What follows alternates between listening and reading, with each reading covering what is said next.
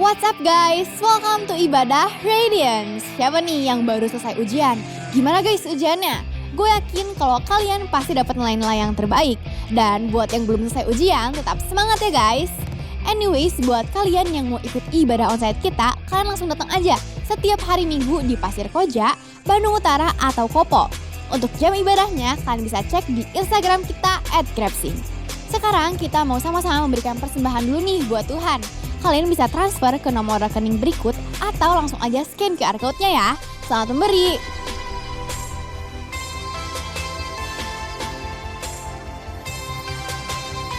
Oke deh, langsung aja kita masuk dalam ibadah kita hari ini.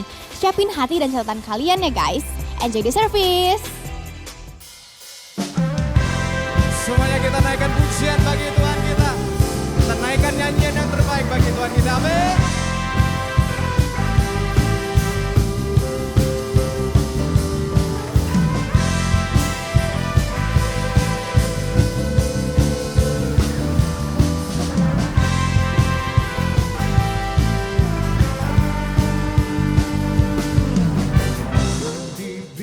Kuasa Raja mulia menaklukkan musuh di bawah kakiku. Ku pakai kuasa Raja mulia. Bila Allah ada bersamaku, siapa jadi lawanku? Sungguh besar Kau Tuhanku, Kau merisai hidupku. Ku berdiri dengan iman dalam Yesus Tuhan. Kau yang memberi kemenangan, ku bersorak merayakan. Terpujilah Kau Raja segala raja.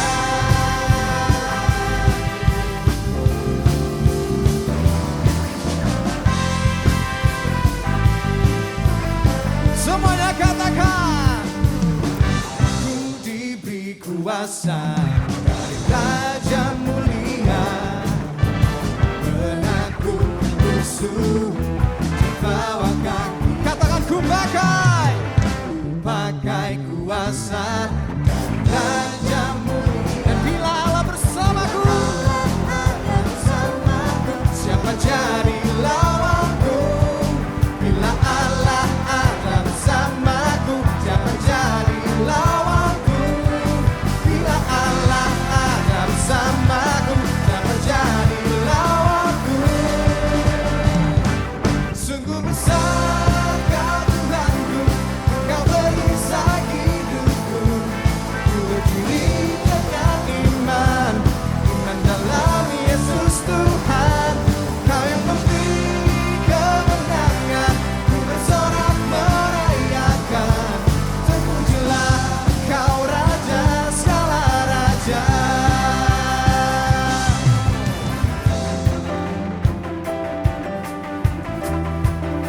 Sama-sama kita tepuk tangannya, come on.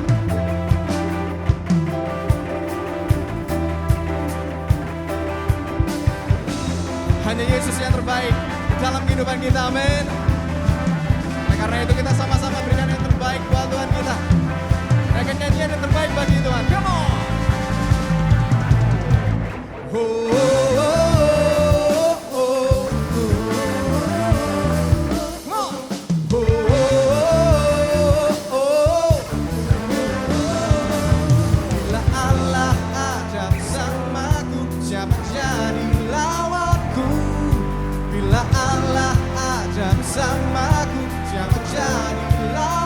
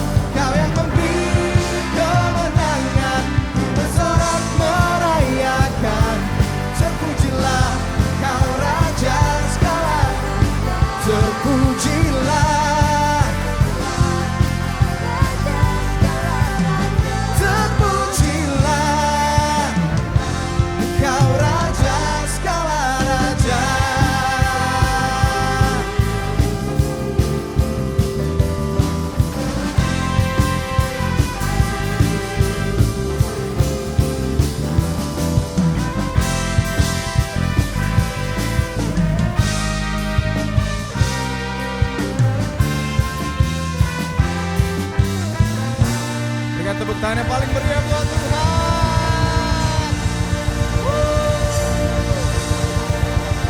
Terima kasih Yesus.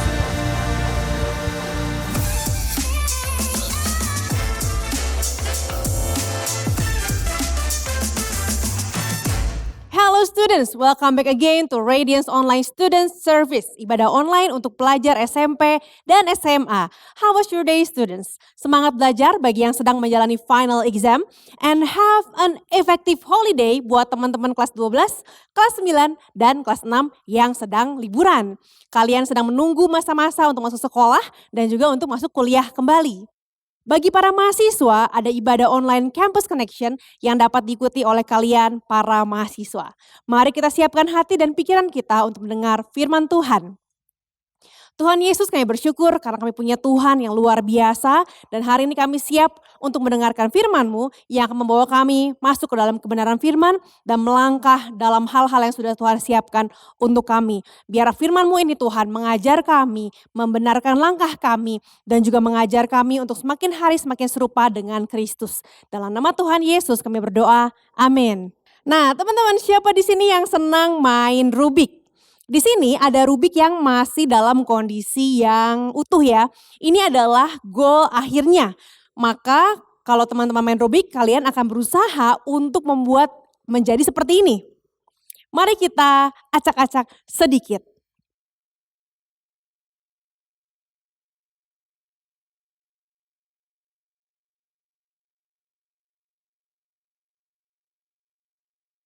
Nah, setelah saya acak-acak, ini belum terlalu teracak sih ya teman-teman, tapi kelihatannya saya sudah tidak bisa lagi untuk mengembalikannya ke posisi awal. Nah, bagi saya Rubik ini menarik karena berwarna-warni. Jadi wah senang banget ya ngacak-ngacaknya, senang banget biar yang tadinya warnanya halaman 1 putih, halaman 2 kuning, biru, merah, hijau. Dan waktu saya putar-putar, wah jadi warna-warni gini, jadi kecampur-campur. Tapi kalau saya disuruh untuk memainkan Rubik dan menjadikannya setiap sisinya sama kayak tadi yang awal, waduh bagi saya itu big problem. Saya akan langsung bilang, aduh enggak deh, kayaknya yang lain aja. Walaupun tentu di sini ada teman-teman yang bagi teman-teman itu adalah hal yang sangat menarik. Saya pernah lihat ada beberapa teman-teman yang bisa memainkan Rubik ini, wah semua jarinya bergerak dengan sangat lincah. Sampai semua warnanya tuh terkumpul di setiap halaman yang tepat ya. Teman-teman, waktu melihat ini, saya sudah pusing sendiri. Karena kalau yang bagian ini diputer, biar sama, yang lainnya malah jadi berubah ya. Yang harusnya udah match malah jadi berubah lagi. Jadi geser lagi. Dan walaupun saya sudah berusaha, paling maksimal saya hanya mampu untuk menjadikan satu sisi aja yang warnanya sama. Sisi yang lainnya acak-acakan. Bagi saya ini adalah sebuah hopeless puzzle. Gak mampu saya menyelesaikannya. Bagi teman-teman gimana nih? Dan saya hari ini akan simpan Rubik ini karena saya merasa tidak mampu menyelesaikannya. Nanti mendingan saya minta teman yang lain aja yang mampu untuk menyelesaikannya daripada saya pusing sendiri dan gak jadi khotbah ya teman-teman. Kalau kalian gimana nih? Ada gak yang bisa memainkan Rubik yang tadi dan menjadikan setiap sisi punya warna yang sama seperti goal di awal? Waktu kita menyadari kalau ada sebuah masalah yang kita nggak mungkin jalani, sama seperti saya melihat Rubik tadi seperti hopeless puzzle, insting kita biasanya mengatakan untuk udah taruh aja deh, lari aja deh, sembunyi aja deh, minta orang lain aja yang menyelesaikannya. Atau kita mencoba untuk memecahkan masalah itu sendiri. Mungkin seperti saya tadi nyoba muter-muter tapi nggak bisa-bisa. Hanya maksimal juga hanya satu sisi aja yang sama warnanya. Atau mungkin ada yang tanya Google, gimana nih cara menyelesaikan Rubik dengan cepat? Atau mungkin udahlah saya give up, saya bongkar aja Rubiknya, dicabut semuanya dan disusun ulang. Teman-teman, waktu kita menghadapi masalah ada banyak jalan keluar yang kita akan coba. Tetapi terkadang masalah itu jauh lebih sulit daripada perkiraan kita. Kadang kita perlu bantuan seorang ahli untuk memecahkan masalah itu. Misalnya, kalau mobil kita atau motor kita mogok di pinggir jalan tanpa penyebab yang jelas, maka kita perlu telepon ke bengkel terdekat untuk minta montirnya bantu menservis. Lalu kalau misalnya layar HP kamu nih pecah atau mungkin ada hal-hal yang kayak ada item-itemnya. Nah, kita harus bawa ke tempat servis HP untuk ganti LED-nya mungkin, ganti layarnya mungkin, ganti kacanya dengan yang baru. Kita nggak bisa membuat kaca sendiri. Atau kalau misalnya kaki kamu nih atau tangan kamu terkilir waktu lagi main sesuatu, main bola atau main bulu tangkis, terkilir nih. Kamu harus minta bantuan dokter untuk menyembuhkan kakimu yang terkilir agar tidak makin parah. Ada waktunya kita perlu untuk menghubungi seseorang yang lebih expert daripada kita. Ada waktunya kita perlu memperbaiki sesuatu karena dalam hidup ini ada banyak hal yang tidak sesuai dengan harapan kita, tidak sesuai dengan rencana kita. Mungkin itu hal kecil atau hal besar, tapi kita tetap perlu untuk menyelesaikan masalah tersebut.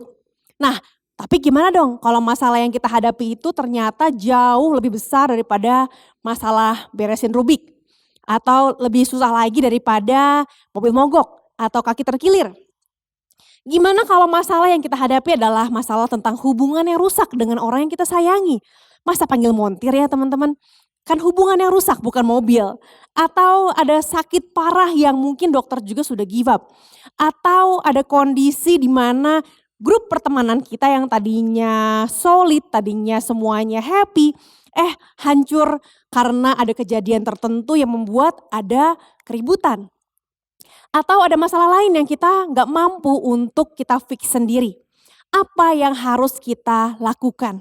Di dalam Alkitab ada banyak kisah di mana Tuhan Yesus membantu orang-orang yang sedang dalam kondisi hidup yang hancur.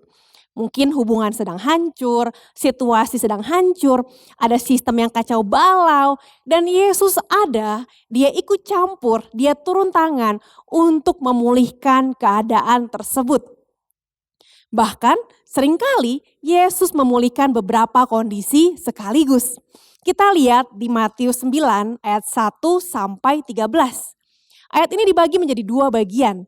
Bagian pertama adalah tentang orang lumpuh yang dipulihkan. Mari kita sama-sama baca dari Alkitab Terjemahan Baru edisi yang kedua. Di sini dikatakan ayat yang pertama, sesudah naik ke dalam perahu, Yesus menyeberang dan masuk ke kotanya sendiri. Lalu dibawalah kepadanya seorang lumpuh yang terbaring di pembaringannya. Ketika Yesus melihat iman mereka, berkatalah ia kepada orang yang lumpuh itu, teguhkanlah hatimu, hai anakku, dosa-dosamu telah diampuni. Mendengar itu, berkatalah beberapa orang ahli Taurat dalam hatinya, orang ini menghujat Allah. Yesus mengetahui pikiran mereka lalu berkata, mengapa kamu memikirkan hal-hal yang jahat di dalam hatimu? Wah, padahal orang-orang ini hanya berpikir dalam hati aja. Tapi Yesus tahu ya teman-teman ya. Dibilang bahwa Yesus mengetahui pikiran mereka. Ayat yang kelima, manakah yang lebih mudah mengatakan dosa-dosamu diampuni atau mengatakan bangunlah dan berjalanlah? Namun supaya kamu tahu bahwa di dunia anak manusia berkuasa mengampuni dosa, lalu berkatalah ia kepada orang lumpuh itu, bangunlah. Angkatlah pembaringanmu dan pulanglah ke rumahmu. Orang itu pun bangun lalu pulang. Melihat hal itu, orang banyak takut lalu memuliakan Allah yang telah memberikan kuasa seperti itu kepada manusia. Ini bagian yang pertama teman-teman. Teman-teman pelajar, pernah nggak kalian melihat ada orang berbuat baik tapi malah dianggap salah? Nah, di bagian pertama tadi, Yesus mengalami bahwa dia menyembuhkan orang sakit tapi dianggap salah oleh para pemimpin agama. Di bagian yang kedua, ayat yang ke-9 sampai yang ke-13, itu adalah tentang Yesus memanggil Matius, sang pemungut cukai, untuk mengikut Yesus. Di sini adalah pertama kalinya Yesus memanggil Matius, si pemungut cukai, untuk menjadi muridnya. Dan lagi-lagi pemimpin agama gak setuju karena Matius dianggap kotor dan pengkhianat bangsa. Kita lihat di ayat yang ke-10. Ketika Yesus makan di rumah Matius, datanglah banyak pemungut cukai dan orang-orang berdosa lalu makan bersama dia dan murid-muridnya. Pada waktu orang Farisi melihat hal itu, berkatalah mereka kepada murid-murid Yesus, mengapa gurumu makan bersama pemungut cukai dan orang berdosa? Lalu Yesus mengatakan bahwa bukan orang sehat yang memerlukan tabib, tetapi orang sakit. Lagi-lagi teman-teman, di sini yang dilakukan Yesus dianggap salah oleh orang-orang yang mengaku dirinya adalah pemimpin agama. Di sini Yesus mau menunjukkan bahwa eksistensi Yesus di dunia itu bukanlah untuk ngejudge orang salah, ngejudge orang benar, tapi dia punya misi penting, yaitu dia berkuasa atas penyakit, atas alam semesta, atas setan, dan juga bahkan dia berkuasa mengampuni. Karena dikatakan bahwa dosamu telah diampuni. Dia menunjukkan dia adalah Allah yang mutlak. Allah yang mampu untuk menyembuhkan dan juga memulihkan. God came to the world to fix you. Apa saja yang Yesus mampu untuk lakukan? Yang pertama, Jesus came to heal physically. Kalau Yesus mengatakan bahwa I want to fix you, Tuhan pengen memulihkan banyak hal dalam hidup kita. Yang pertama adalah secara fisik. Waktu Yesus melihat orang lumpuh yang sepertinya tidak akan mungkin sembuh, dia mau menunjukkan bahwa dia mampu menyembuhkan siapa saja dari sakit apa saja. Penyembuhan seperti ini hanya mampu dilakukan oleh Tuhan, gak bisa oleh manusia. Dan dia mau menunjukkan bahwa dia adalah Allah. Yang kedua, Jesus came to heal spiritually. Dia juga mengatakan kalau dosa orang itu sudah diampuni. Dan itu hal yang membuat orang Farisi marah. Wah, siapa nih orang berani-beraninya mengaku-ngaku bahwa dia mengampuni dosa. Di sini Yesus pengen menunjukkan bahwa dia nggak hanya menyembuhkan badan orang tersebut, tapi juga dia peduli pada keadaan rohani orang itu. Yang ketiga, Jesus came to heal emotionally. Kalau seseorang sakit dalam waktu yang lama, pasti secara emosional dia merasa lelah atau bahkan putus asa karena penyakitnya nggak sembuh-sembuh. Apalagi di zaman itu, orang yang sakit biasanya dijauhi karena dianggap dia berdosa dan penyakitnya adalah akibat atau hukuman dari dosanya. Jadi mereka pasti merasa, saya sudah gak ada harapan, saya kotor, saya berdosa. So waktu Yesus menyembuhkan orang lumpuh ini, Yesus memberikan kesempatan dan pengharapan yang baru. Dia juga mau memberikan relasi yang baru, ada masa depan yang baru. Jesus came to heal the brokenness in this man. Nah, kita lihat di part yang kedua, waktu Yesus bicara dengan Matius, sang pemungut cukai. Ini adalah momen di mana Yesus memanggil Matius, pemungut cukai ini, untuk menjadi murid Yesus. Jadi syarat Tuhan Yesus buat manggil murid itu sangat berbeda dengan syarat orang-orang pada waktu itu. Karena Matius dianggapnya dia adalah orang berdosa. Karena dia adalah orang yang suka dianggapnya merampas hak orang-orang yang ada di negara itu. Di Markus yang ke-9 ayat ke-11 dikatakan begini. Pada waktu orang Farisi melihat hal itu, berkatalah mereka kepada murid-murid Yesus, "Mengapa gurumu makan bersama pemungut cukai dan orang berdosa?" Yesus mendengarnya dan berkata, bukan orang sehat yang memerlukan tabib tetapi orang sakit. Jadi pergilah dan pelajarilah arti firman ini. Yang kukehendaki ialah belas kasihan dan bukan persembahan. Sebab aku datang bukan untuk memanggil orang benar, melainkan orang berdosa. Teman-teman, di sini Yesus mau menyatakan bahwa dia tidak pilih-pilih. Dia mau menyembuhkan semua orang tanpa terkecuali. Dia nggak setuju dengan orang yang membuat kategori-kategori sendiri. Wah, yang ini kategorinya baik, yang ini kategorinya orangnya layak, orangnya suci. Atau orang ini nggak layak, orang ini nggak baik. Bagi Yesus, dia melihat bahwa semua orang adalah orang yang memerlukan kesembuhan. Kalau Tuhan Yesus datang untuk membawa kesembuhan, untuk fix you, bagi Tuhan Yesus semua orang sama. Gak peduli latar belakangnya, gak peduli latar belakang pendidikannya, atau gak peduli tentang apa yang menjadi penyakitnya. Bagi Yesus selama dia mau sembuh, entah dia mau sembuh secara fisik, secara rohani, secara emosional.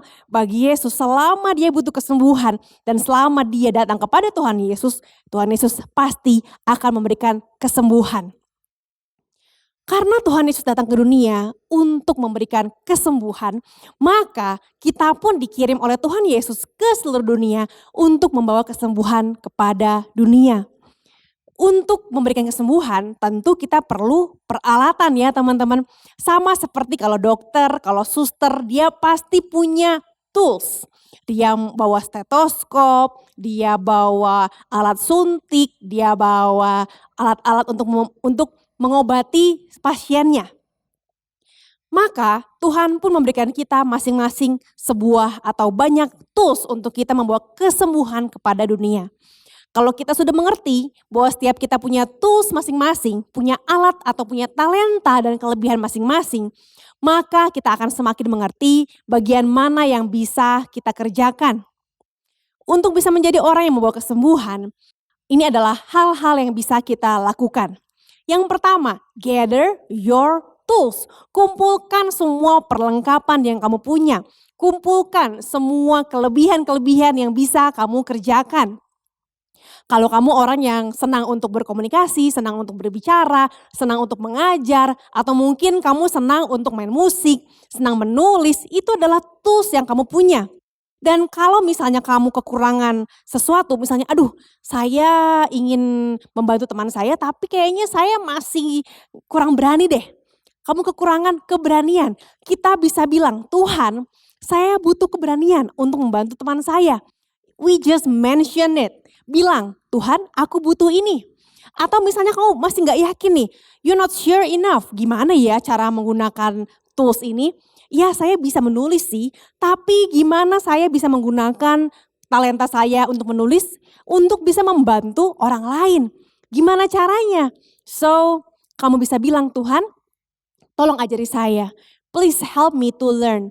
Apa yang saya perlu untuk pelajari, apa yang perlu saya untuk kembangkan, untuk develop, apa yang perlu saya latih, yang perlu saya practice agar saya bisa untuk menggunakan tools yang saya miliki ini. Teman-teman, jangan sia-siakan talenta yang Tuhan beri untuk kamu. Tapi pergunakanlah itu untuk memberkati orang lain. Memberkati keluargamu, memberkati teman-temanmu, memberkati dunia ini. Kalau kamu jago bikin caption, kamu jago bikin video TikTok, atau video Reels, atau jago ngevlog, pakailah itu untuk memberkati orang lain. Yang kedua, don't go alone. Jangan pergi sendirian. Jangan berusaha sendirian karena ada kalanya kamu itu capek. Ada kalanya kamu ini akan dalam titik yang pengen menyerah. Teman-teman, Yesus memberikan kita misi bukan untuk kamu kerjakan sendiri.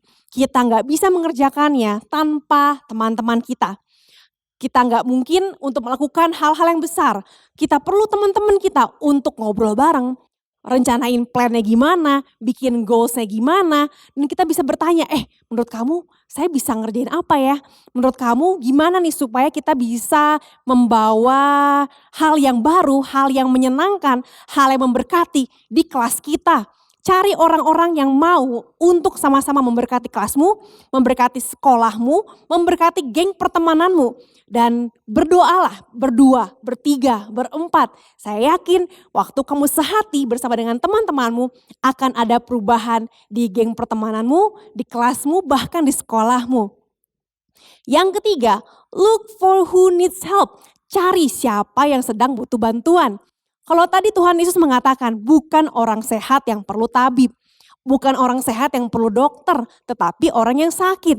So kita cari orang yang perlu pertolongan kita. Orang yang membutuhkan Tuhan. Sangat mudah untuk kita dekat dengan beberapa orang. Dan akhirnya kita jadi gak melihat orang-orang yang bukan dalam geng kita. Teman-teman, Tuhan Yesus mau agar kita memberkati semua orang yang ada di sekeliling kita.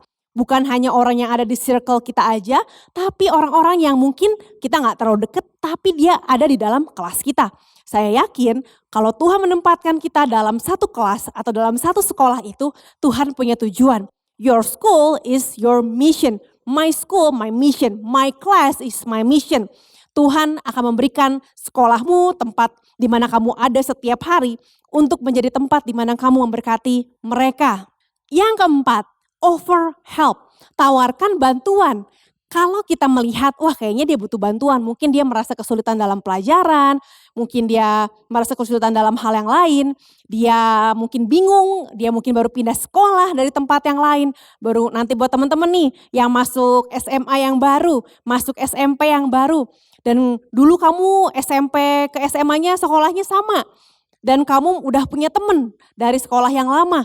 Tapi kalau ada orang-orang yang baru, sama seperti Yesus pasti akan menawarkan bantuan, maka kamu pun perlu untuk menawarkan bantuan. Kamu bisa untuk as simple as tanya, siapa nama kamu, dari sekolah mana, kok bisa ada di sekolah yang ini, dan kamu di sini di kota ini udah berapa lama. Teman-teman, hal-hal simple seperti itu, when we try to make friends, itu akan menjadi berkat buat orang tersebut.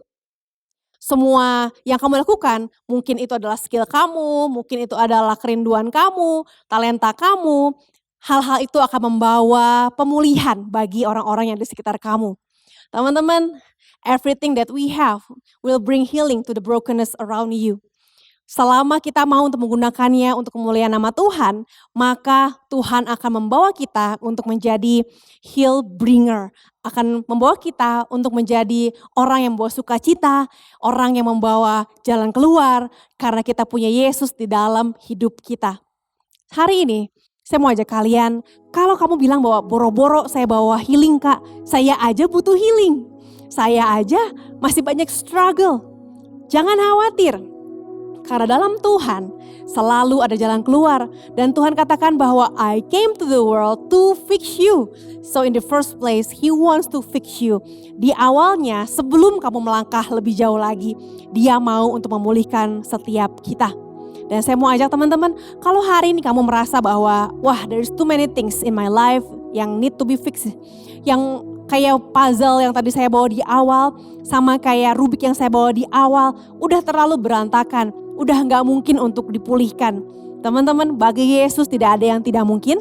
Dan hari ini kalau kamu mau untuk mengizinkan Tuhan Yesus memulihkan hidupmu, langkah yang pertama adalah menerima Dia sebagai Tuhan dan Juru Selamat secara pribadi. Kalau kamu mau menerima Tuhan Yesus, kalau kamu mau untuk punya hubungan yang serius sama Tuhan Yesus dan mengizinkan Dia menjadi Tuhan dan Juru Selamat dalam hidupmu, saya mau ajak kalian berdoa dan ikuti doa saya. Tuhan Yesus, saya bawa hidupku, saya akui saya orang berdosa, saya butuh pengampunan dari Tuhan, dan saya minta hari ini Tuhan bawa aku masuk dalam kerajaan Allah, hapus dosaku, angkat beban hidupku. Saya mau berjalan dalam kerajaan Allah dengan nilai-nilai kerajaan Allah dan dikuatkan oleh Roh Kudus senantiasa di dalam nama Tuhan Yesus. Dan yang kedua, kalau kamu selama ini sudah menerima Tuhan Yesus tapi kamu merasa belum maksimal, teman-teman, Jesus came to fix you. Dan kamu ada di tempat ini untuk membawa pemulihan bagi orang-orang dan keluarga di sekitar kamu. Hari ini kalau kamu mau menjadi orang-orang yang membawa pemulihan, mari sama-sama kita berdoa. Tuhan Yesus, hari ini kami mau untuk membawa pemulihan bagi kelas kami, bagi keluarga kami, bagi lingkungan kami, bagi pertemanan kami. Kami tahu bahwa hidup kami bukan hidup yang asal sekedar hidup, tapi Tuhan memberikan tujuan. Dan hari ini kalau Tuhan memberikan kami tujuan untuk membawa pemulihan bagi sekitar kami, tolong kami Tuhan agar kami mampu untuk memberkati sekitar kami. Hari ini kami serahkan hidup kami dalam tangan-Mu, pakailah hidup kami dan bawa kami selangkah demi selangkah untuk menjadi berkat bagi sekitar kami. Di dalam nama Tuhan Yesus kami berdoa. Jemaat Allah, mari kita akhiri ibadah kita hari ini. Angkatlah tangan-Mu dan terimalah berkat Allah. Dalam nama Bapa, Putra, dan Roh Kudus, biar berkat Allah yang menjadikan engkau berhasil dan memampukan engkau untuk menghadapi setiap masalah dalam kehidupan, memampukan engkau untuk menjadi berkat dimanapun engkau berada. Di dalam nama Tuhan Yesus kami berdoa, amin. Teman-teman, kalau kalian punya beban doa, kamu bisa scan QR code di bawah ini. Ada orang-orang yang siap untuk mendoakan kalian, para pendoa siap untuk mendoakan teman-teman semua. So, happy weekend, God bless you.